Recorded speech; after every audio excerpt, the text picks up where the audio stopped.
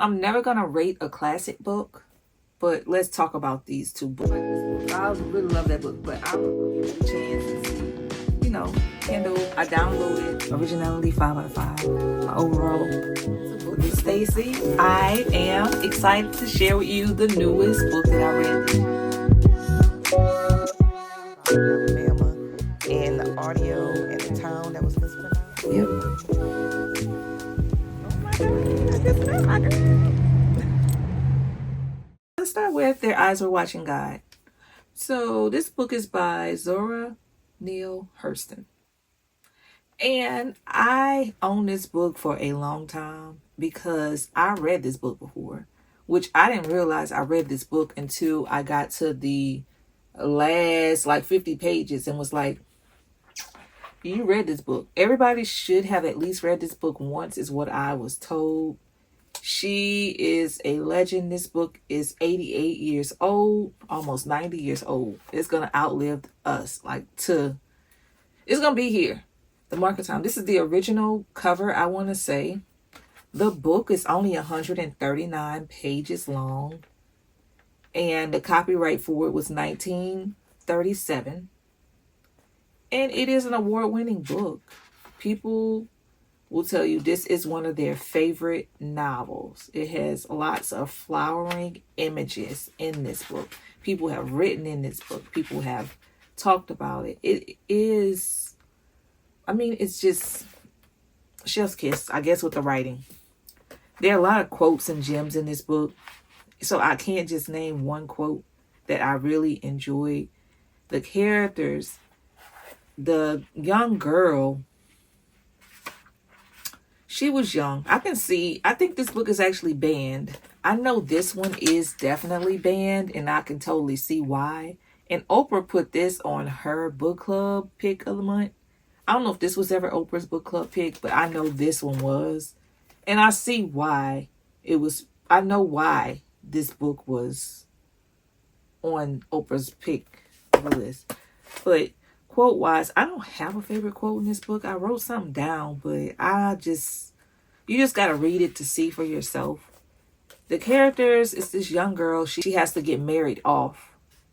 And it's a lot of colorism and racism. And during that time, she died in 1960, is what they say. So she lived a long life. And that's a picture of the author. I don't know if I can get it to... Yeah, she lived a long life. And her writing style is just timeless. You can read this and pick it up and just read plain English. And I see why people put this as their favorite book. My first thought was, oh my God, a classic book. I don't know. They're always short, but I just think I'm not smart enough for them. But I was able to get through this book. And she goes through ups and downs and different things within her family and her marriage and her pickings of who she wanted to be with, who she loved. And it was like a romance, coming of age. They experienced a hurricane. They experienced a dog mauling them. So to me, the ending was very satisfying because even though it didn't end how I would have wanted it to end, them running off into the sunset, the ending was definitely necessary to end this book. Worth reading again, definitely so. I would read this again. But would I recommend this book? Absolutely. But I don't think I'm gonna read it again. I'm just okay, I read it, I got to the point, and I'm done. It must have been the way Jo spoke out without giving her a chance to say something one way or another that took the bloom off of things. So that's speaking from Jo, and she had tea cake. I would say tea cake.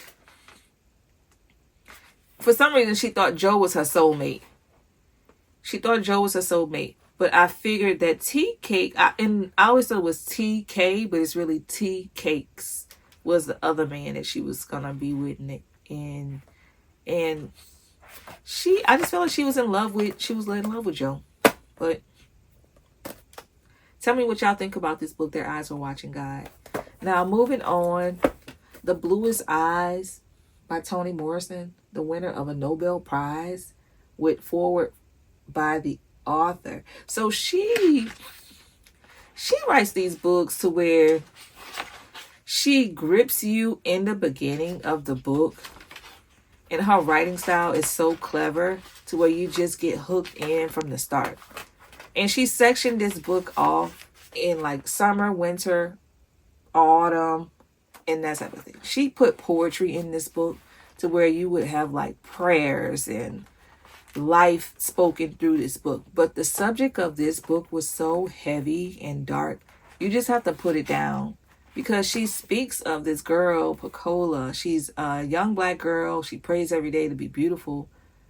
And she's mocked by the other children for having dark skin and curly hair and brown eyes that set her apart. She yearns for blonde hair, blue eyes. And if you think about that, the yearning for acceptance, to have the blonde hair and the blue eyes, that comes from a systematic thing that they have. What that is like the purest of the pure. Like if you look at the pictures of Jesus, yeah, like if you look at a picture of him, it's just like the basic white guy. That's the image that they give us, that is like so holy, like the Holy Grail. So that kind of stemmed from what her thoughts were the purest. Now, the most loved characters, the thing about these characters, it was all young girls. And the older men gave me the ick. Like the worst, cringiest ick, where I just did not get in a good mood or pleasant after reading this book. My first thought was, okay, why is it called The Bluest Eyes? And then they start talking about the imagery of like the baby dolls and what was perfection and what people wanted and what they sold and what they gifted to people. And I'm just like, okay, I get where you're going with this. So I knew it was going to be a heavy book. And honestly, I'm on page 115 out of 206. And I don't think I'm going to finish it, because I already know where it's going. And y'all know how I feel about the oppressed stories that I read. It just puts me in a slump, and it just changes my mood really bad. And the way she wrote this, it is precise on how things happened back in the day. And if you were a victim of sexual abuse or some type of family member or anything like that, it can be a tough read. That's why I'm like, Oprah Winfrey had this on her book club pick. And she is clearly traumatized from what happened to her when she was growing up. And I just don't like to, when I'm reading, I don't want to take on the empathy of those young girls getting done what was done to them in my space, in my head space. So I don't know if I'm going to finish this one. My book club members, we all said we were going to read it.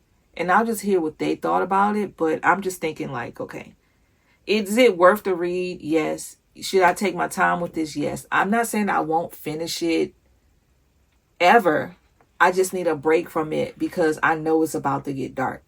Like the girls, how they're behaving, and then like y'all know how I feel about a young girl starting her menstrual cycle, and then this man is looking at her and all of these different things. The insights that I have with this book, it just disturbs me. So I'm just like, okay, would I recommend these books? Yes, I definitely would recommend both of the books, but of the two, I would recommend Their Eyes Were Watching God. Would I read it again? Of these two, I will reread this one again, but not anytime soon. Maybe I read it and I realized I read this book already, so it is a reread for me, but I forgot until I got to the very end. And this book is very important. And that's why I'm like, this one is important too. And it's very important. And this commands a certain type of attention. And it's also demanding the attention of the young black girls in the universe that do not get to tell their stories. So I appreciate that, what she put in this book. And once you read it and you're invested, this is just like such a successful book where it pulls that out of you to put you in a place of these girls. It's just crazy how good of a writer these two women were. and they're before their time.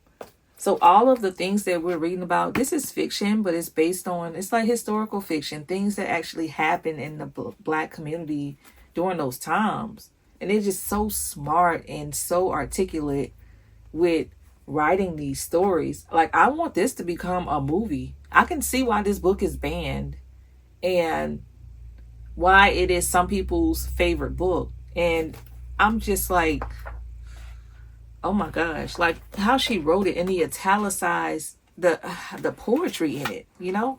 Like how she even have this, like look how she has it to where you have poetry.